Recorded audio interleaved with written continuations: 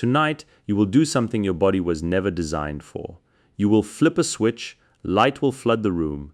Your brain will not question it, not even for a second. But the truth is far stranger. For nearly all of human history, that switch did not exist. When the sun went down, the world went dark, completely dark, and your body had to answer to that darkness. What you call a normal night's sleep is not normal at all. It is something invented, and almost nobody realizes it happened. Picture a village before electricity, no streetlights, no screens, no porch lights humming outside a window. When the sun set, there was fire, and fire only reached so far. Beyond it, the dark was absolute. Historian Roger Ekirch spent years digging through diaries, court records, and medical texts from pre-industrial Europe, and he found something that changed how scientists think about sleep entirely. People were not sleeping in one solid block, they were sleeping in two. The first sleep began shortly after dusk. People would drift off for 3 or 4 hours, then wake, not from an alarm, not from anxiety, but naturally in the deepest part of the night. This waking period was called the watch. Historical records describe it in plain, almost boring detail. People would talk quietly with a spouse, they would pray, they would think, they would tend to a fire, visit a neighbor, or simply lie in bed in a state Ekirch describes as calm and meditative. Then, after an hour or two, a second sleep would follow, lasting until dawn. Doesn't that sound strange? Waking up in the middle of the night was not a disorder, it was expected. It was Tuesday, so what changed? The answer is light, not sunlight, artificial light, and it changed everything faster than almost any other human habit in history. For thousands of years, fire was the only tool humans had against the dark. And fire was expensive, dim, and dangerous. A candle was a luxury. Firelight barely pushed back the shadows in a small room, and it certainly did not turn night into day. The body still followed the sun. Darkness meant rest. Light meant activity. This rhythm is called the circadian rhythm, a roughly 24-hour internal clock controlled by a tiny cluster of cells in the brain, and for nearly 200,000 years, that clock was set almost entirely by sunrise and sunset.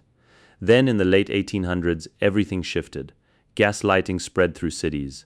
Streets that had been pitch black for centuries were suddenly lit long after sunset. Factories could run through the night. People could work, socialize, and stay alert for hours after the sun had gone down. And in 1879, Thomas Edison's incandescent bulb turned that shift into a full transformation.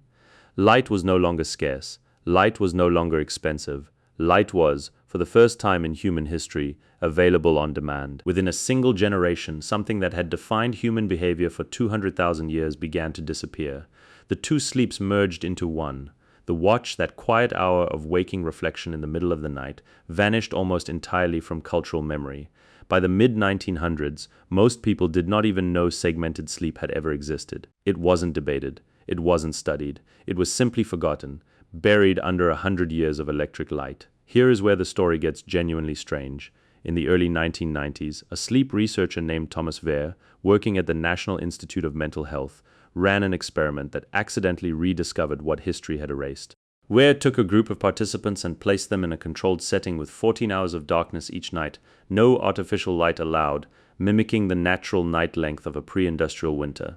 He wanted to see what would happen to sleep when modern light was simply taken away. The results should not have surprised anyone, but they did. After a few weeks of adjustment, the participants stopped sleeping in one continuous block. They began sleeping in two distinct phases, separated by 1 to 3 hours of quiet wakefulness in the middle of the night, almost identical to Ekirch's historical accounts of the watch. Without ever reading a single page of pre-industrial diaries, these modern participants, stripped only of artificial light, rediscovered a sleep pattern their ancestors had lived by for millennia. What does that tell you? It tells you that segmented sleep was not a quirk of the past. It was the biological baseline. Continuous 8-hour sleep, the kind you are told is the gold standard of health, may not be the natural human default at all. It may be a side effect of something else entirely. It may be a side effect of light. This is where your own body enters the story.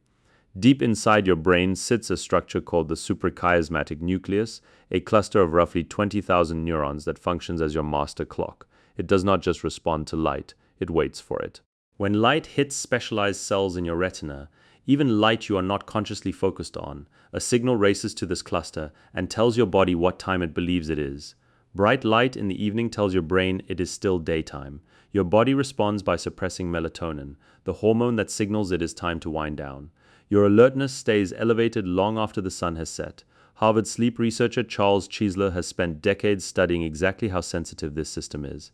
His research found that even modest evening light exposure, the kind produced by a laptop screen, a phone, or a normal room lamp, can delay the release of melatonin by hours. Hours, not minutes. Your ancestors' evenings were lit by firelight measured in single-digit lux. Your evenings are lit by devices producing light hundreds of times brighter, often held inches from your face.